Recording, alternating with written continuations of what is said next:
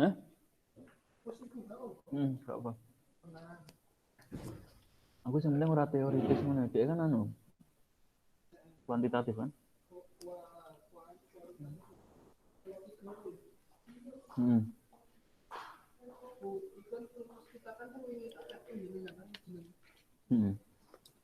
Yes, itu. Sip. Mengerti kok kita ya dibantu.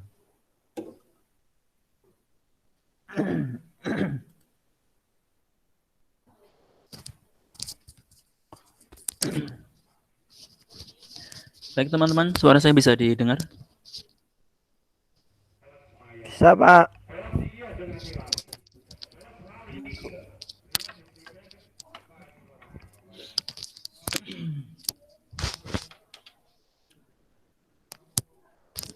Baik, langsung kita mulai ya. Karena udah hampir jam 10. Untuk PPT-nya udah bisa dilihat, Mas Efik. Yang TV kelas, Pak. Enggak, materi. Oh, yang ini yang dibagikan ini, Pak. Sudah. Iya, sudah ya. Sudah Baik, ya. langsung kita Sudah, mulai. Pak. Sudah lihat. Ini untuk perkuliahannya sudah saya rekam, jadi nanti saya upload di saya upload di YouTube. Sambil menunggu teman-teman yang lain, teman-teman nanti yang baru datang mungkin bisa mengulang lagi di YouTube. Baik, assalamualaikum warahmatullahi wabarakatuh. Waalaikumsalam warahmatullahi wabarakatuh. Baik teman-teman PAIF, selamat pagi, semoga berbahagia semua dan sehat-sehat semua. Pada kesempatan kali ini kita akan membahas tentang lanjutan dari kemarin. Kita kemarin sudah membahas tentang desain penelitian, kemudian dilanjutkan dengan urgensi. Oh ya, tugasnya nanti di ini ya, di-upload di Drive, kemudian linknya di list di grup WA untuk tugas yang kemarin. Baik, hari ini kita akan membahas penelitian kualitatif. Kenapa kualitatif? Ya, kita fokus kualitatif dulu. Minggu depan nanti kita akan membahas penelitian kuantitatif. Untuk penelitian campuran, nanti mungkin hanya sekilas akan saya bahas, tidak tidak semua saya bahas, karena saya kira jarang sekali teman-teman mahasiswa S1 itu yang kemudian menggunakan penelitian campuran itu ya. Selain selain butuh waktu lama juga butuh keseriusan. Jadi nanti penelitian campuran saya kira hanya sedikit perkenalan saja. Baik, kembali ke pokok bahasan hari ini yaitu penelitian kualitatif. Teman-teman juga bisa melihat materi di Vkelas yang sudah saya download. Baik, untuk screen yang saya bagikan hanya PPT saja atau ada yang lain ya, Mas?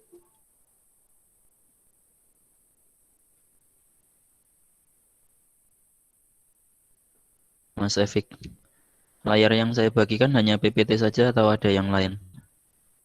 PPT saja ini, Pak. PPT saja, Pak. Oh iya, oh, iya PPT saja. Minggu kemarin sepertinya tidak ada pertanyaan ya dari teman-teman, jadi PPT saja sudah cukup.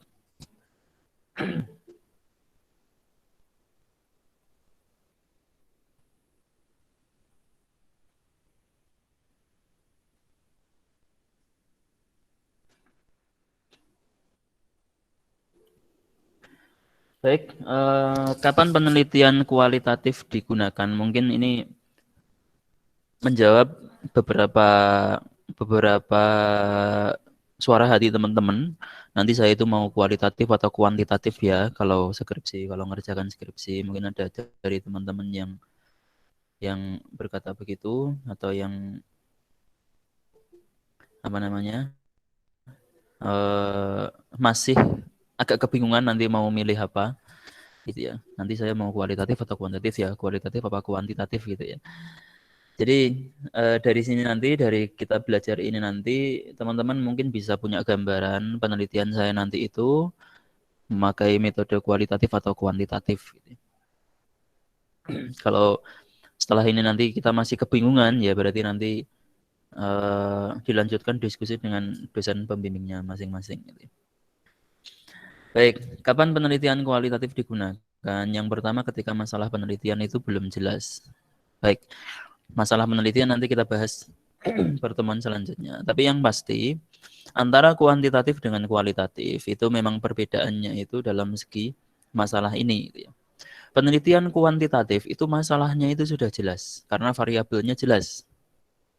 Jadi yang harus dicatat teman-teman, penelitian kuantitatif itu masalahnya jelas karena variabel yang diteliti itu jelas. Jadi kalau kemarin penelitian kuantitatif itu bentuknya bisa eksperimen atau non eksperimen, gitu ya. Maka variabel dalam eksperimen dan non eksperimen itu sudah jelas ketika penelitian akan dilakukan. Ketika kita ingin meneliti tentang ketergantungan suatu populasi terhadap suatu produk, gitu ya. Itu kan masalahnya sudah jelas, yaitu membicarakan tentang ketergantungan. Dan juga ada produknya dan juga jelas populasinya. Nah, penelitian kualitatif itu masalahnya itu belum jelas atau masalah dalam penelitian kualitatif nanti memang kita bahas panjang lebar di pertemuan selanjutnya, tapi di sini saya kenalkan saja bahwa masalah dalam penelitian kualitatif itu bisa berbentuk 3 macam. Yang pertama itu masalahnya tetap. Jadi sejak awal sampai penelitian dilakukan sampai selesai penelitian itu masalahnya tetap. Yang kedua, masalahnya berkembang.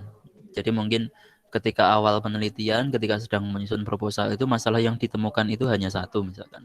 Ternyata ketika setelah melakukan penelitian, masalahnya itu menjadi 5, misalkan seperti itu ya.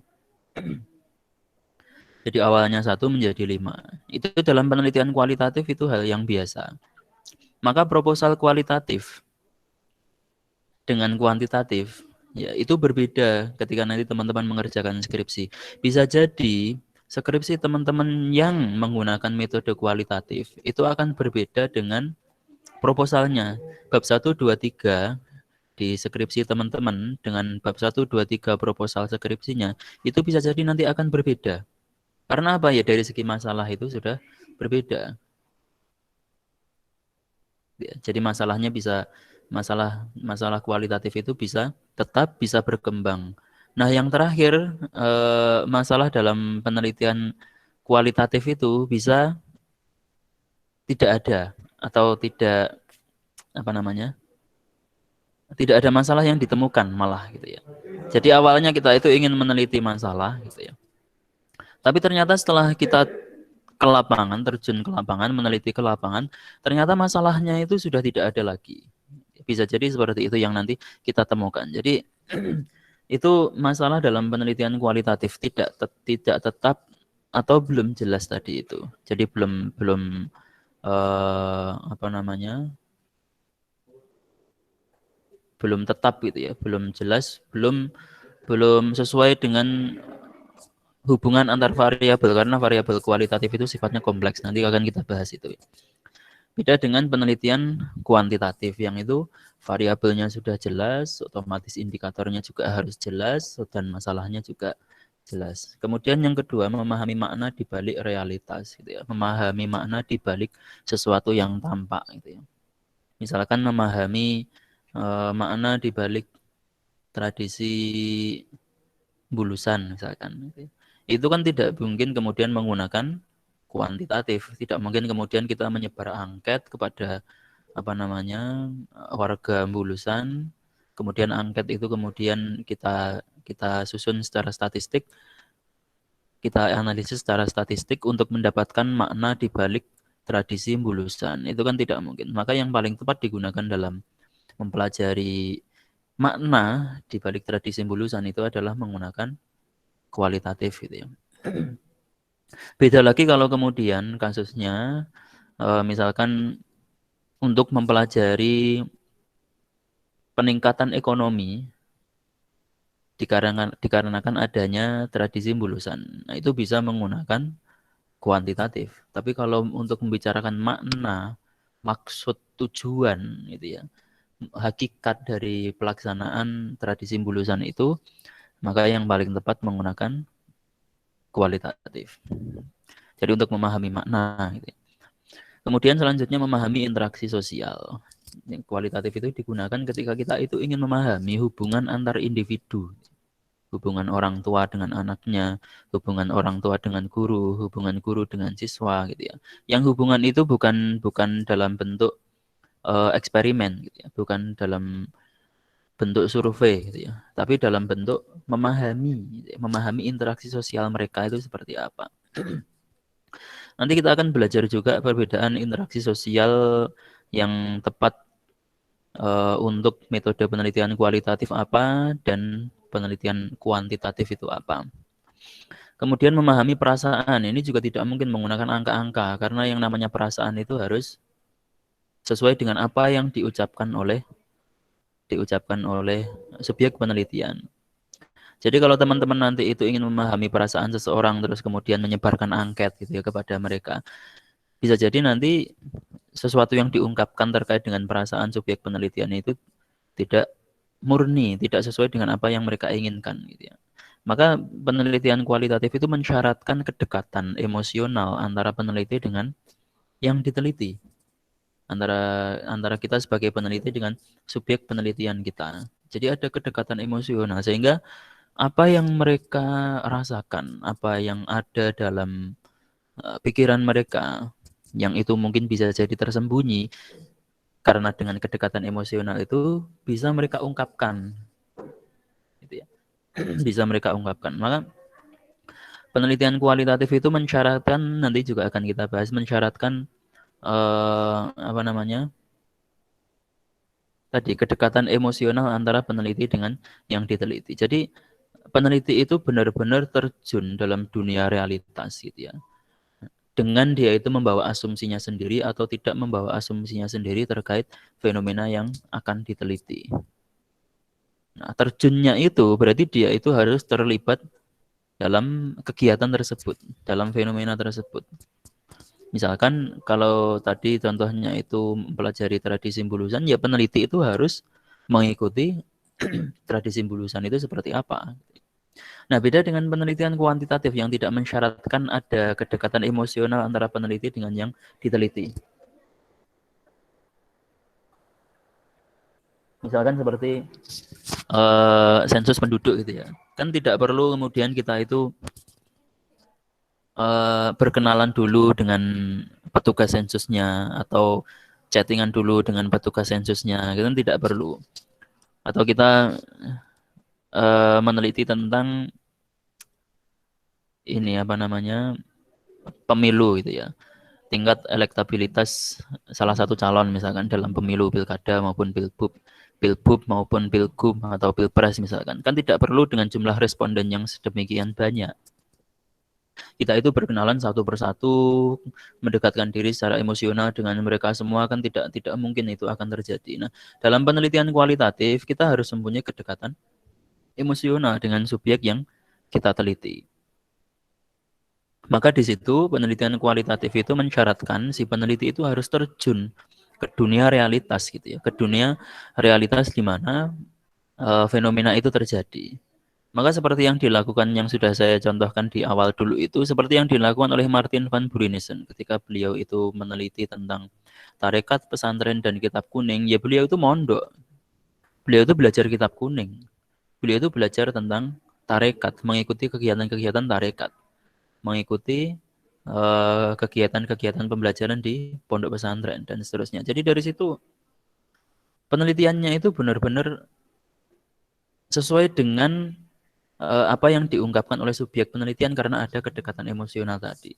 Sama juga seperti yang dilakukan oleh Greg Barton ketika menulis biografi Gus Dur gitu ya. Jadi beliau benar-benar berinteraksi secara penuh, terjun langsung mendampingi Gus Dur selama aktifnya itu selama 7 bulan kemarin itu. 3 hari dalam setiap harinya, 3 jam dalam setiap hari. Sehingga informasi tentang Gus Dur itu benar-benar didapatkan secara komprehensif, muncul dari kedekatan emosional gitu ya. Tidak ada sekat di situ. Itu untuk memahami perasaan. Kemudian mengembangkan teori gitu ya. Mengembangkan teori. Mengembangkan teori dalam penelitian kualitatif itu lebih terkait dengan analisis induktif gitu ya. Analisis yang berpangkal dari pemikiran khusus kemudian ditarik dalam pemikiran yang sifatnya itu umum. Yang itu beda dengan kuantitatif yang sifatnya itu deduktif. Jadi berangkat dari teori, kemudian diberlakukan, dieksperimenkan atau disurveikan ke subjek penelitian. Kalau penelitian kualitatif itu berangkat dari bawah. Dari subjek penelitian kemudian nanti akan menjadi suatu teori tertentu atau mengembangkan teori yang sebelumnya sudah ada yang mempunyai kesamaan karakteristik dengan fenomena yang diteliti. Jadi di situ mengembangkan teori kualitatif itu berangkat dari kekhususan dari individu, dari fenomena yang sifatnya itu khusus, kemudian nanti ditarik secara umum. Kemudian memastikan kebenaran data. Jadi kalau teman-teman itu ingin memastikan kebenaran data, baik itu data yang bersifat kualitatif maupun kuantitatif, itu bisa menggunakan penelitian kualitatif gitu ya. Misalkan teman-teman sebelumnya sudah meneliti tentang survei tentang tingkat kesejahteraan penduduk di salah satu desa misalkan. Sebelumnya sudah menggunakan penelitian kuantitatif. Sudah menyebarkan angket, sudah jadi laporannya. Nah, untuk membuktikan kebenaran data dari teman-teman ini,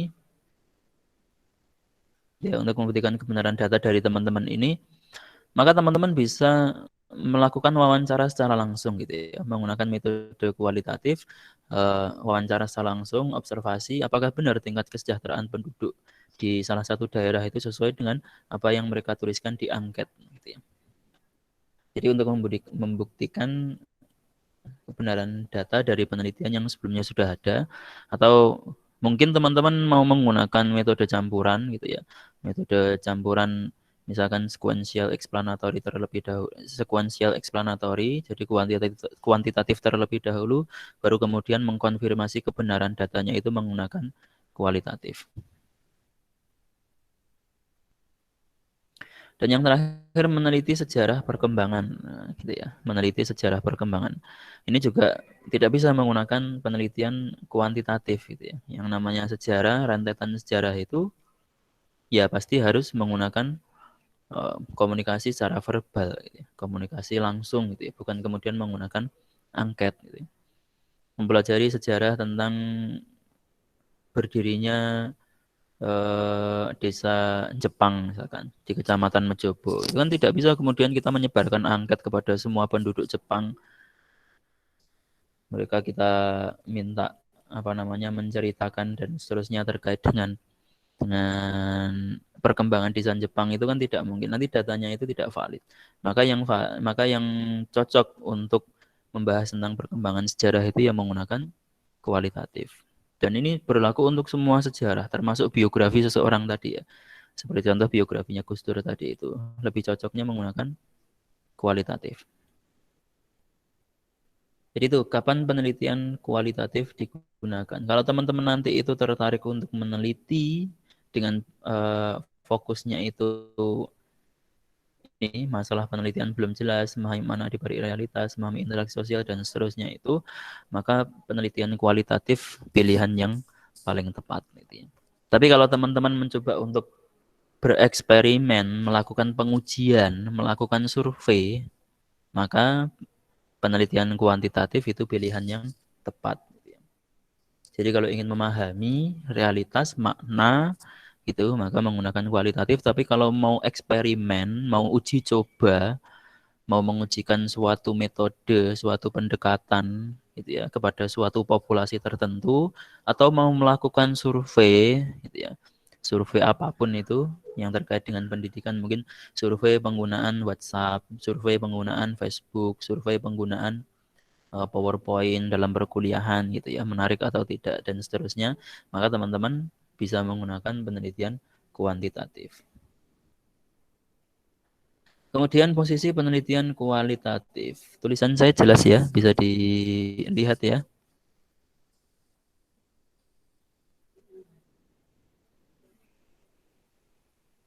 Bisa Pak, bisa. Oke. Posisi penelitian kualitatif. Nah, penelitian kualitatif itu kalau dibandingkan dengan penelitian kuantitatif itu dia anak bungsu gitu ya. Jadi penelitian kualitatif itu muncul setelah penelitian kuantitatif. Penelitian kualitatif itu baru ramai setelah adanya penelitian yang terkait dengan antropologi kebudayaan. Antropologi kebudayaan yang terkait dengan suatu etnis, suatu suku, ras, kebudayaan, kultur dan seterusnya. Itu kemudian baru muncul secara baku penelitian kualitatif. Penelitian-penelitian sebelumnya terutama itu pada dekade 60-an ke bawah, 70 60 ke bawah. Itu memang yang paling sering digunakan itu adalah penelitian kuantitatif gitu ya. Penelitian kuantitatif. Karena pada saat itu penelitian yang sifatnya itu antropologi budaya itu belum begitu marak gitu ya. Belum begitu banyak dilakukan. Nah, mulai pada dekade 70-an, 70, 80, 90 itu kemudian mulai muncul penelitian antropologi budaya. Nah, dari situ kemudian banyak ilmuwan penelitian itu yang merasa harus dibakukan penelitian terkait dengan makna sosial ini, makna realitas sosial ini itu harus dibakukan. Karena ini tidak bisa dipelajari, diteliti menggunakan penelitian kuantitatif. Maka mereka kemudian membakukan penelitian yang terkait dengan antropologi budaya itu menjadi penelitian kualitatif. Jadi penelitian kualitatif itu muncul setelah penelitian kuantitatif. Nah, muncul setelah maraknya kajian tentang antropologi budaya. Tadi sudah saya singgung. Kemudian bertitik tolak dari paradigma fenomenologis. Bertitik tolak dari fenomena yang muncul di dalam masyarakat ataupun individu. Nah, di sini yang dihayati individu. Maka penelitian kualitatif itu tidak mensyaratkan subjek yang jumlahnya itu besar. Gitu ya. Penelitian kualitatif itu tidak mensyaratkan subjek dengan jumlah besar. Karena apa? Ya selain tadi terkait dengan kedekatan emosional tadi itu, bahwa antara peneliti dengan subjek yang diteliti itu harus ada kedekatan emosional, dan itu mungkin dilakukan kalau subjek penelitiannya itu terbatas.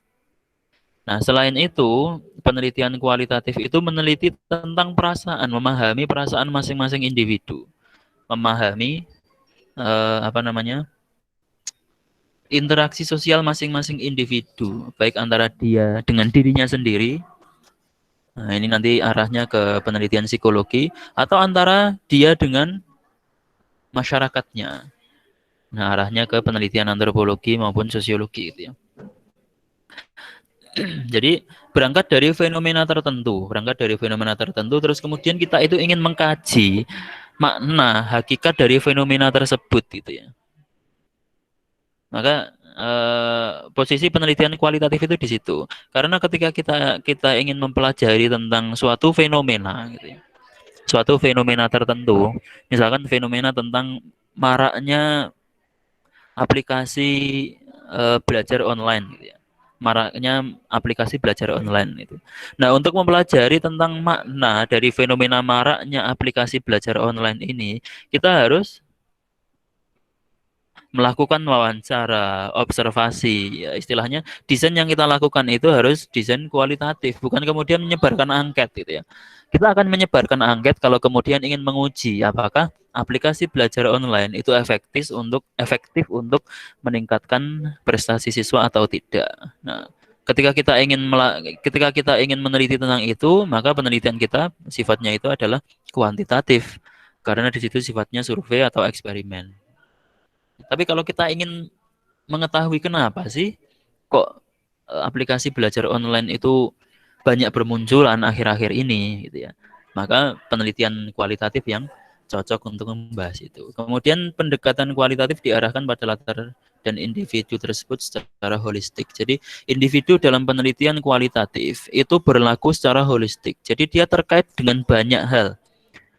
Beda dengan penelitian kuantitatif gitu ya. Kalau penelitian kuantitatif individu itu diorganisasikan dalam suatu populasi gitu. Suatu populasi kemudian dijadikan sampel, kemudian dimasukkan dalam variabel tertentu gitu ya. Nah, penelitian kuantitatif itu kan variabelnya terbatas. Beda dengan penelitian kualitatif yang variabelnya itu lebih kompleks. Karena apa? Yang mempengaruhi misalkan, yang mempengaruhi Mas Dimas untuk berwirausaha secara mandiri itu belum tentu omongan ibunya gitu ya. Bisa jadi yang mempengaruhi Mas Dimas untuk wirausaha secara mandiri itu adalah pacarnya mungkin gitu ya. Tapi kayaknya nggak punya pacar sih. Ya, contoh saja ya, mungkin pacarnya gitu ya. Atau mungkin dosennya, atau mungkin teman-temannya. Karena teman-temannya itu kebanyakan juga berwirausaha secara mandiri, maka Mas Dimas ini terpengaruh untuk ikut berwirausaha dan seterusnya.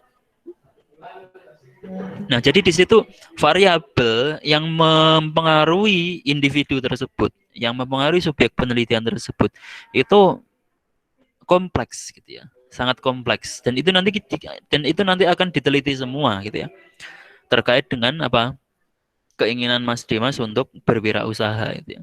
Jadi variabel yang terkait dengan itu nanti akan diteliti semua, tidak kemudian dibatasi, gitu. Tidak kemudian dibatasi, misalkan dibatasi tentang pengaruh wirausaha mahasiswa terhadap prestasi belajar siswa. Berarti di situ yang diteliti dari penelitian itu hanyalah bagaimana wirausaha mahasiswa itu kemudian mempengaruhi minat belajar siswa. Apakah berwirausaha itu mengurangi minat belajar, prestasi belajar, atau menambah prestasi belajar, meningkatkan prestasi belajar. Jadi hanya berkisar pada itu. Tapi kalau kualitatif, itu akan kompleks sekali. Jadi yang mempengaruhi mahasiswa untuk berwirausaha itu apa saja gitu ya. Terus kenapa mereka itu berwirausaha?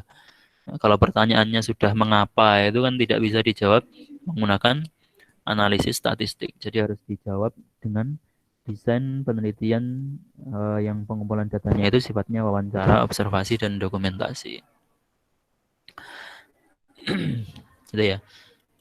Terus kemudian bersifat artistik, nah, karena proses penelitian kualitatif lebih bersifat seni atau kurang terpola. Beda dengan penelitian kuantitatif yang sudah rigid, yang sudah rapi itu ya. Jadi sebelum terjun ke lapangan kita itu sudah menyiapkan angket.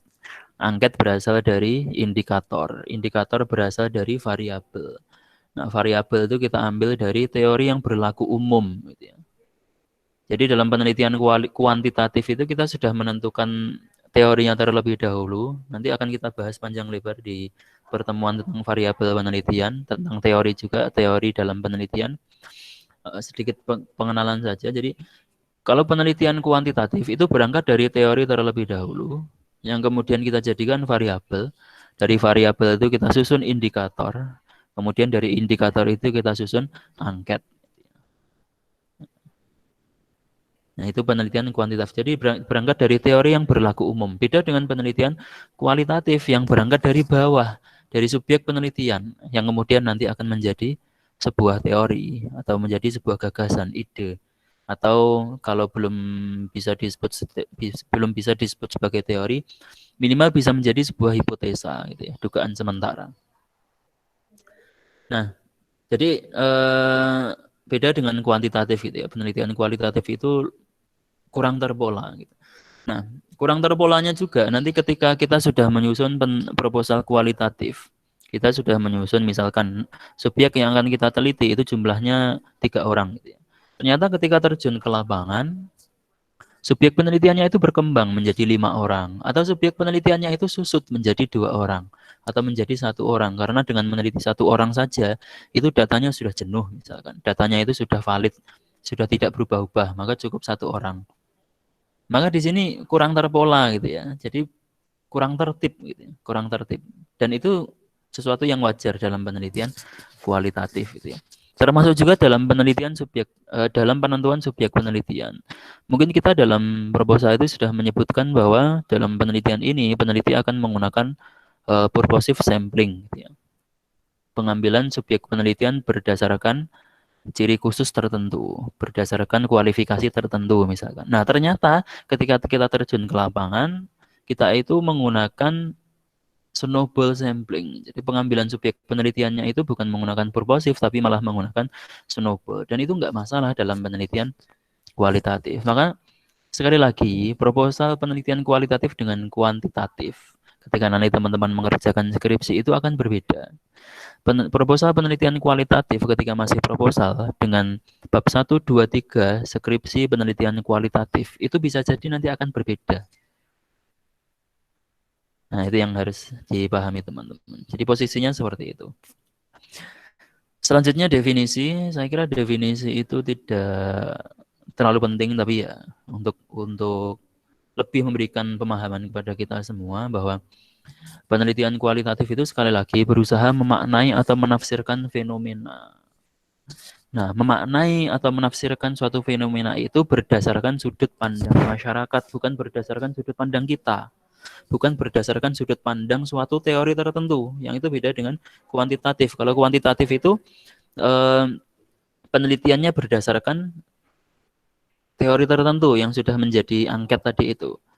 Tapi kalau kualitatif itu berdasarkan sudut pandang subjek yang kita teliti, bukan berdasarkan teori. Jadi misalkan nih ya, kita menulis skripsi bab 2 kita sudah menentukan teori-teorinya apa saja gitu ya.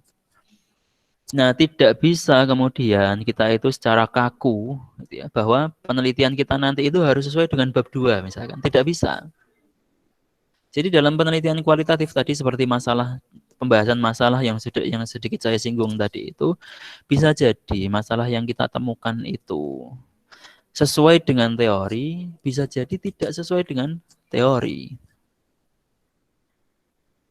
Nah, itu memang menjadi karakteristik penelitian kualitatif gitu ya. Jadi sangat berkembang sekali gitu ya, sangat berkembang sekali karena memang fenomena sosial itu sangat berkembang sekali. Berkembangnya fenomena sosial ini saya kira nggak perlu saya berikan contoh lah, karena saat sekarang ini perkembangan interaksi sosial, perkembangan fenomena sosial itu luar biasa masif gitu ya. 5 tahun yang lalu mungkin TikTok itu tidak terlalu favorit, tapi sekarang pengguna TikTok itu sudah menyaingi pengguna Facebook dan seterusnya gitu ya. 10 tahun yang lalu mungkin BlackBerry itu masih menjadi favorit gitu ya. Tapi 8 tahun yang lalu Android itu kemudian menggeser pasar dari BlackBerry dan seterusnya. Jadi interaksi sosial seperti ini, fenomena-fenomena sosial seperti ini itu berjalan dengan sangat cepat sekarang itu. Maka sudut pandang yang digunakan ketika kita meneliti menggunakan penelitian kualitatif itu adalah sudut pandang subjek penelitian yang kita teliti, bukan menggunakan sudut pandang teori yang kita bawa. Kemudian penelitian yang objektivitasnya itu dibangun atas rumusan tentang situasi tertentu. Sebagaimana yang dihayati individu, sekali lagi penelitian kualitatif itu bisa memfokuskan pada kajian individu dan juga kelompok sosial gitu ya. Yang itu jumlahnya terbatas, tidak dalam jumlah yang besar seperti penelitian kuantitatif. Jadi dibangun sebagaimana apa yang dirasakan oleh masing-masing individu. Bukan dibangun sesuai dengan apa yang kita rasakan sebagai peneliti. Kemudian penelitian yang bertujuan memahami realitas sosial, yaitu melihat dunia dari apa adanya, bukan dunia yang seharusnya. Bukan seharusnya begini loh kita itu, bukan. Tapi kenapa sih mereka kok seperti itu? mengapa mereka kok seperti itu gitu. Misalkan kita meneliti tentang masyarakat Samin di Kecamatan Sukolilo gitu ya. Mengapa sih sebagian dari masyarakat Samin itu masih memegang prinsip untuk menjauhi modernitas misalkan? Atau mengapa beberapa dari masyarakat Samin itu masih belum mau memasukkan anaknya untuk mengikuti pendidikan formal, ya, misalkan. Ini contoh saja ya. Misalkan seperti itu. Nah, jadi kita kalau menginginkan jawaban itu ya harus mempunyai kedekatan emosional dengan masyarakat Samin tersebut. Kalau kita hanya sekedar menyebarkan angket pada mereka, Pak nyun tolong diisi ya misalkan, atau Bu nyun tolong diisi ya, ya mereka nanti jawabannya akan ngawur. Gitu ya. Jadi karena kita ingin membahas apa yang mereka rasakan sebagai masyarakat Samin, ya kita harus mempelajari, memahami dari apa yang mereka rasakan, apa yang mereka hayati. Itu definisi penelitian kualitatif, tujuannya menggali informasi secara mendalam, ya. Makanya ada istilah deep interview, gitu ya. Deep interview mendalam, wawancara mendalam, gitu ya. Itu agar data yang didapatkan dari subjek penelitian itu tidak berubah-ubah. Maka dalam penelitian kualitatif itu ada istilah perpanjangan pengamatan, istilah peningkatan ketekunan gitu ya.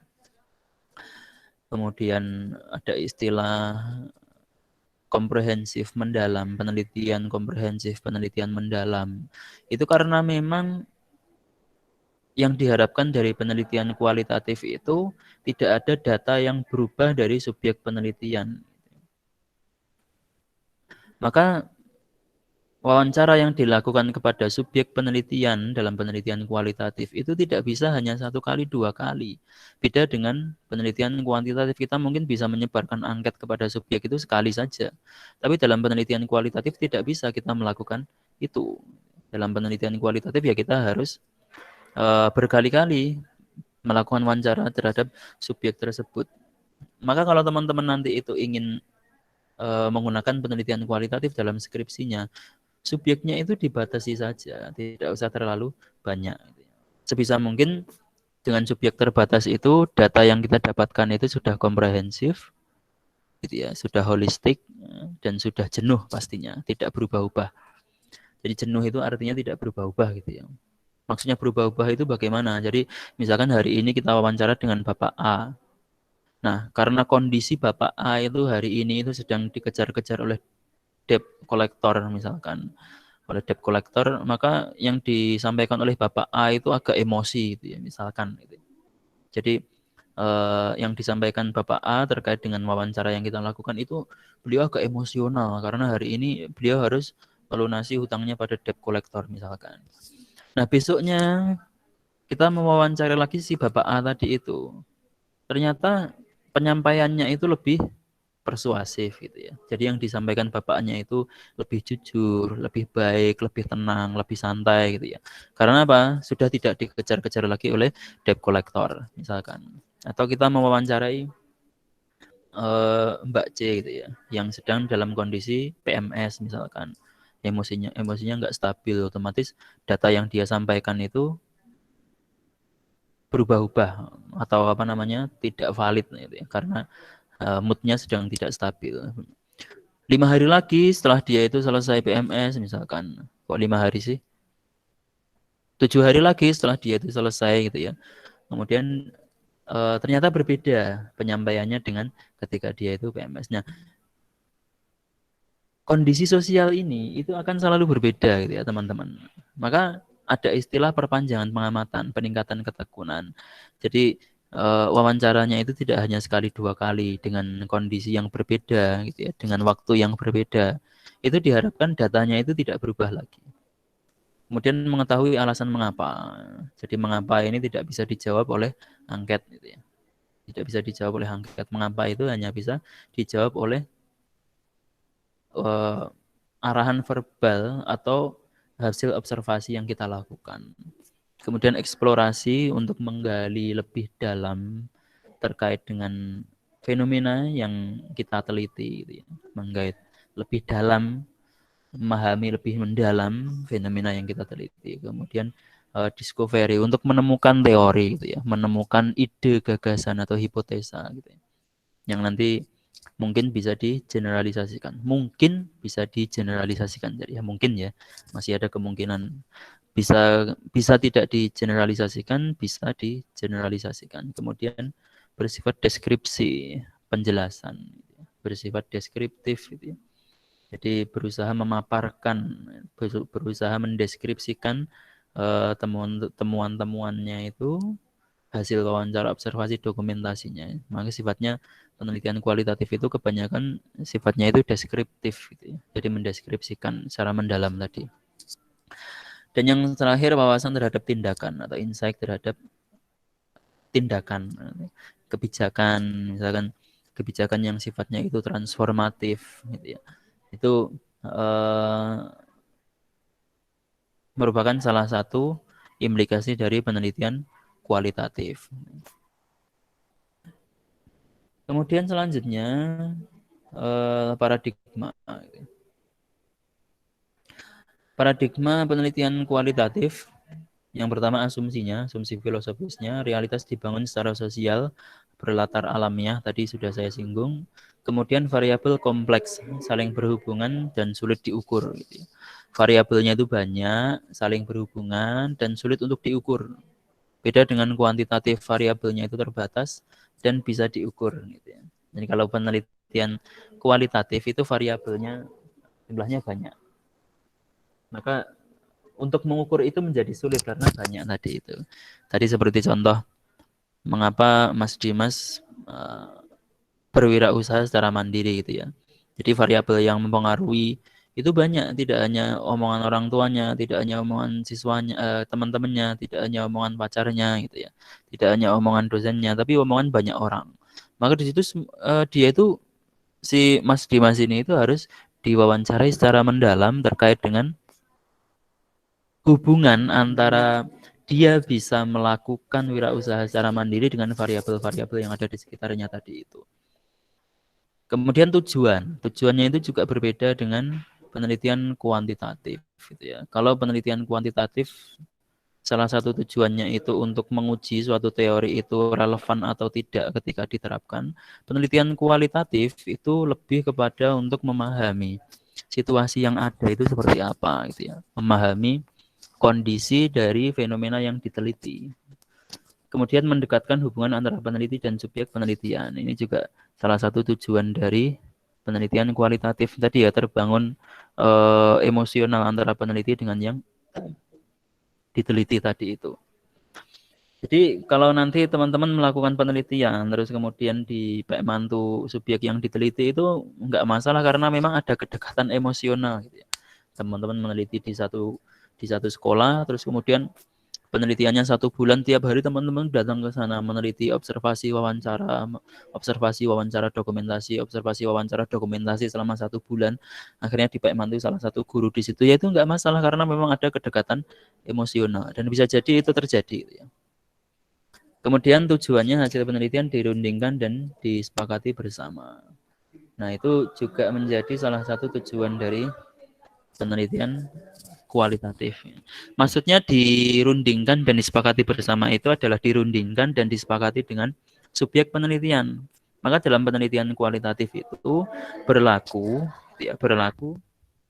kesamaan pandangan antara subjek yang diteliti dengan kita sebagai peneliti.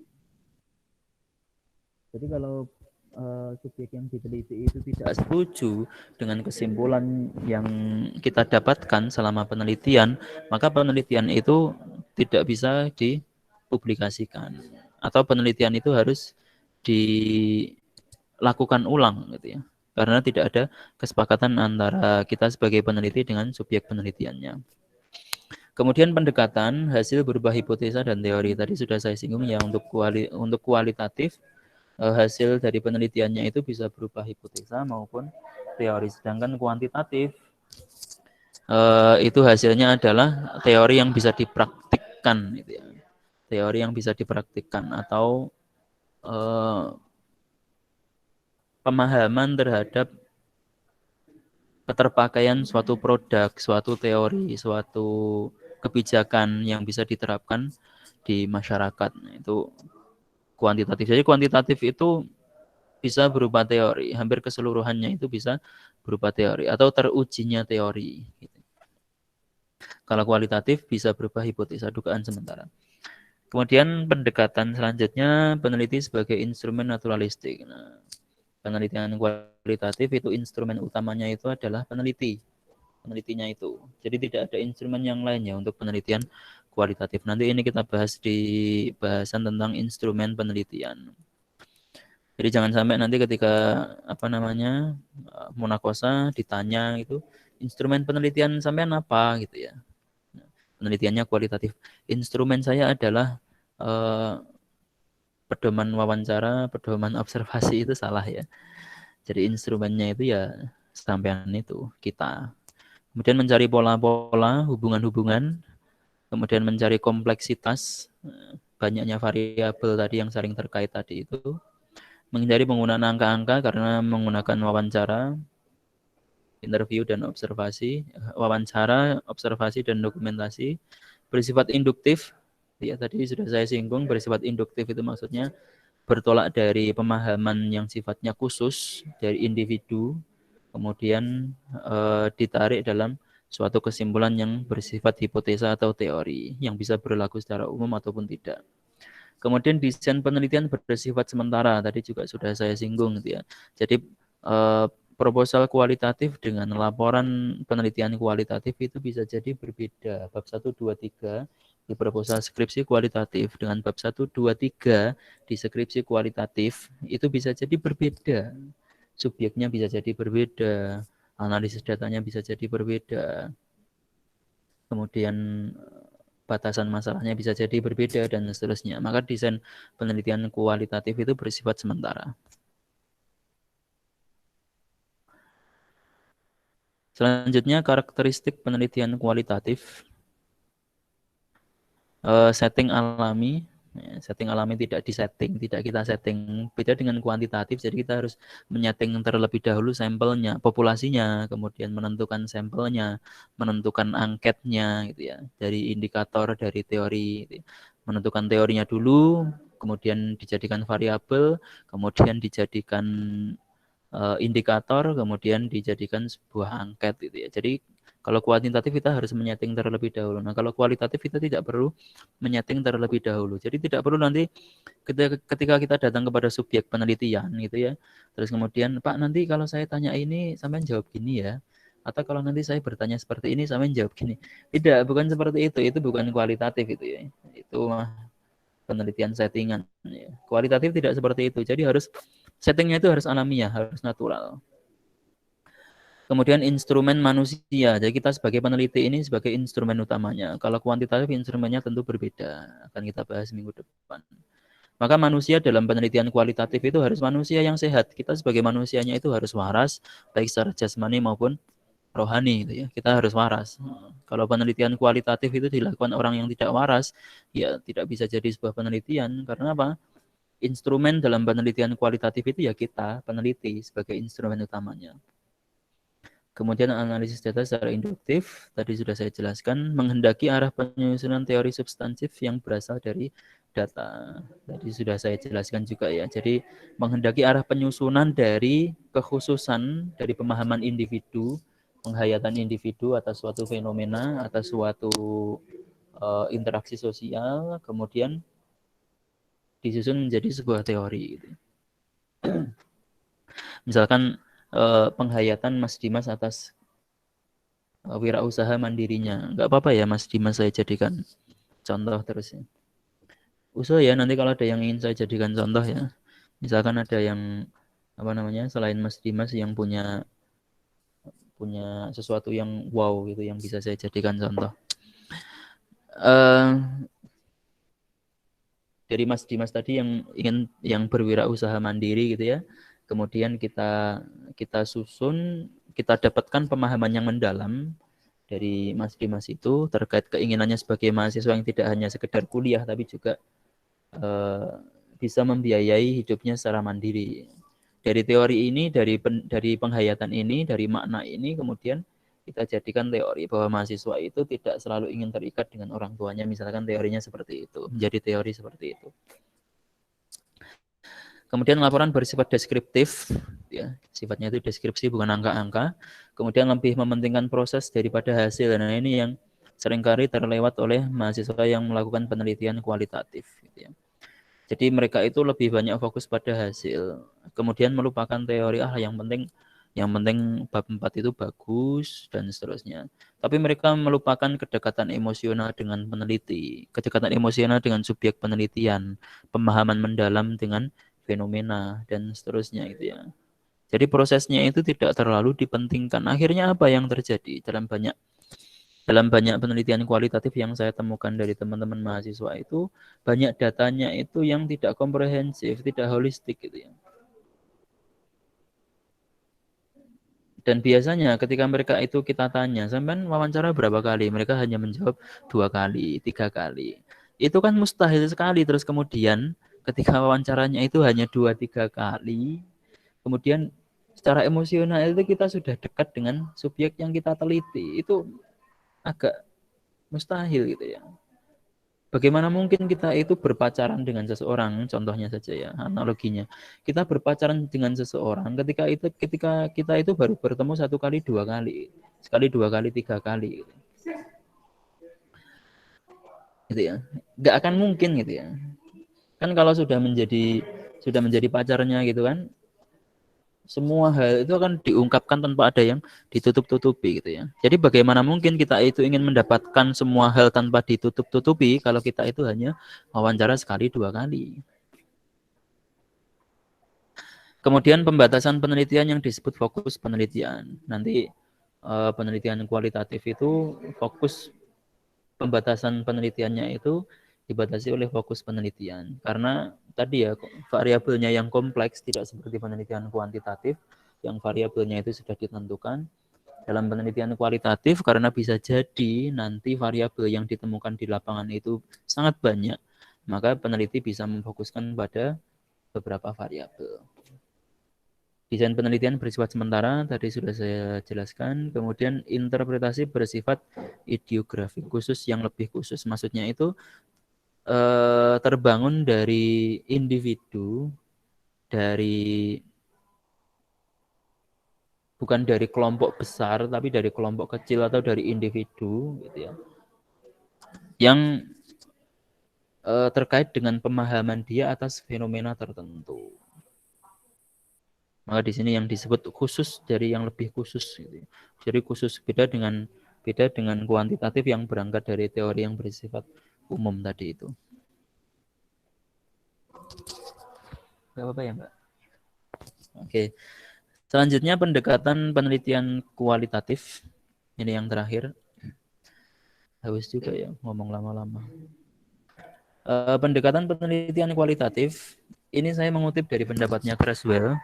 Bisa jadi nanti teori penelitian kualitatif yang lain di buku yang lain itu mengungkapkan pendekatan yang berbeda.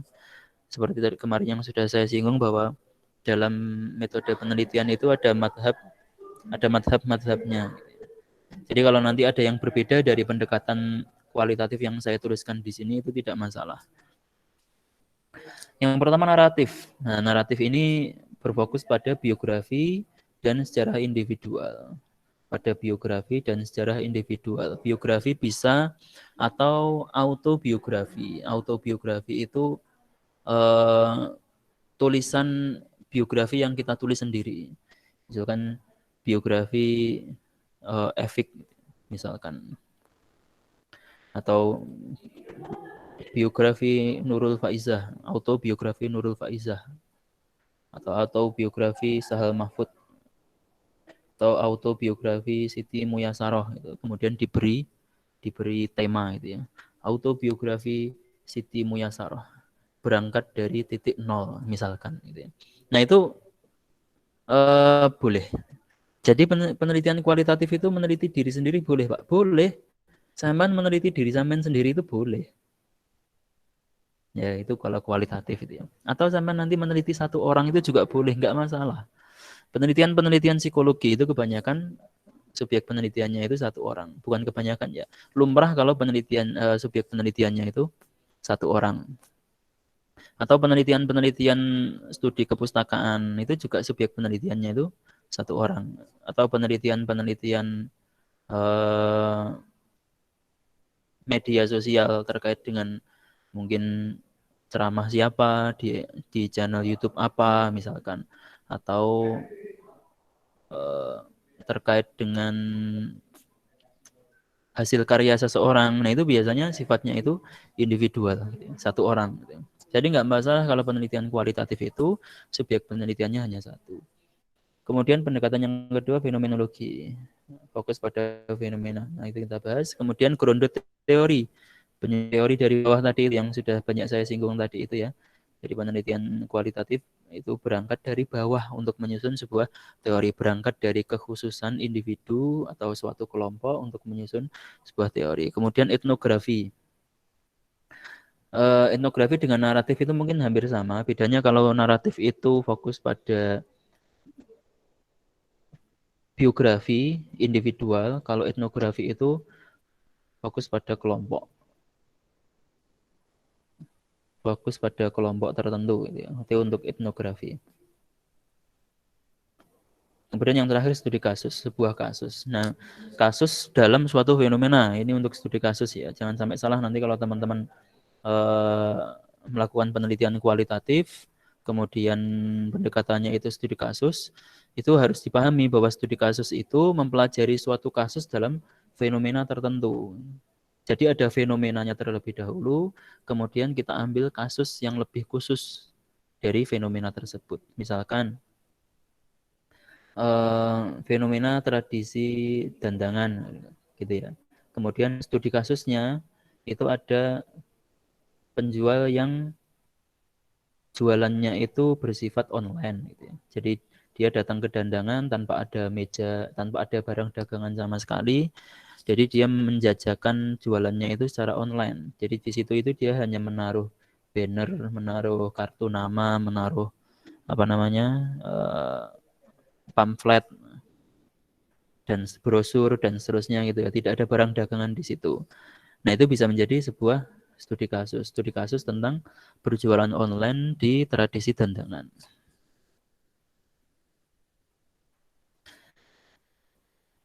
Penjelasan dari naratif mengeksplorasi kehidupan individu seseorang. Ya, jadi fokus dari naratif itu individu, bukan kelompok. Kemudian fenomenologi memahami tentang esensi, tentang fenomena, tentang fenomenon. Fenomenologi itu kaitannya dengan studi kasus. Kalau fenomenologi itu satu fenomena, kalau studi kasus itu satu kasus dalam satu fenomena. Kemudian grounded teori, jadi kaitannya itu naratif terkait dengan etnografi, fenomenologi terkait dengan studi kasus. Grounded teori pengembangan suatu teori dari bawah dengan data lapangan.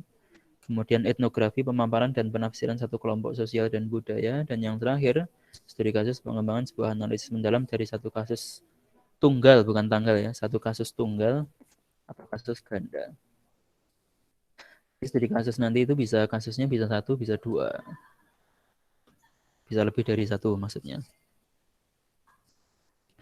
Pendekatan naratif berfokus pada cerita, narasi, atau deskripsi tentang serangkaian peristiwa terkait dengan pengalaman manusia, pengalaman individu manusia. Studi ini mencakup biografi, autobiografi, sejarah kehidupan, dan sejarah tutur. Jadi biografi ini individu, autobiografi individu, sejarah kehidupan individu, sejarah tutur individu. Sejarah kehidupan Nabi Muhammad misalkan, berarti kan individu. Sejarah kehidupan Abu Bakar As-Siddiq.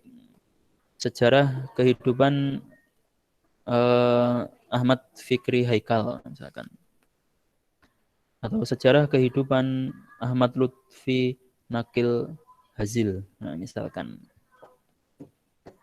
Kayaknya ada yang beli enggak ya kalau ada yang nulis gitu. Kemudian sejarah tutur. Nah, bedanya sejarah kehidupan dengan sejarah tutur. Kalau sejarah kehidupan itu kita meneliti dengan memanfaatkan banyak variabel, memanfaatkan banyak data. Kalau sejarah tutur itu dituturkan oleh satu orang. Jadi sejarahnya itu dituturkan oleh satu orang. Kalau secara kehidupan, kita meneliti sejarah Nabi Muhammad dari berbagai data.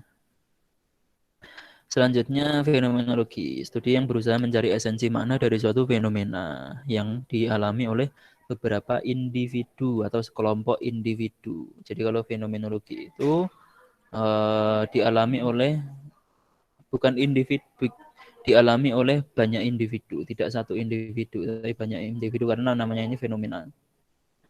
Kemudian grounded teori berusaha melakukan analisis abstrak terhadap suatu fenomena dengan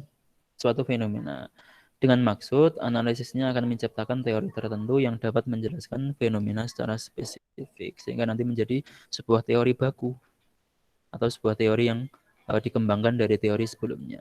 Kemudian yang keempat, etnografi.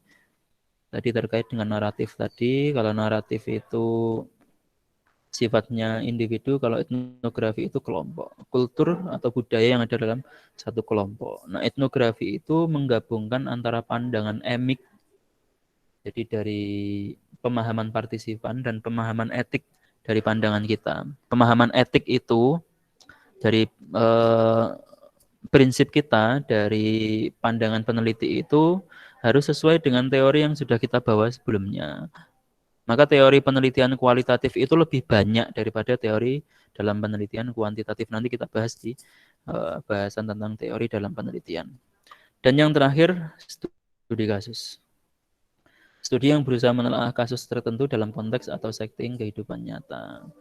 Tadi ya sudah saya singgung. Jadi dalam meneliti kasus tertentu dalam fenomena tertentu, dalam konteks tertentu.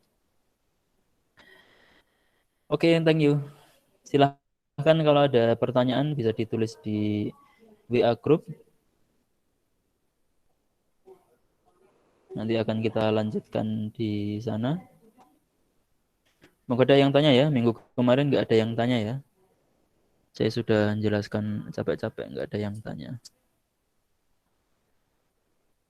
Baik, kita lanjutkan di WA Group untuk perkuliahannya. Apabila ada yang kurang dari penjelasan saya, silahkan ditanggapi.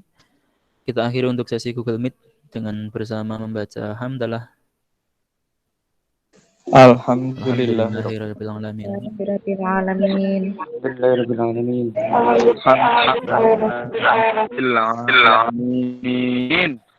Baik, untuk rekaman Google Meet seperti biasa nanti akan saya upload di YouTube. Ada kurang lebihnya mohon maaf. Assalamualaikum warahmatullahi wabarakatuh.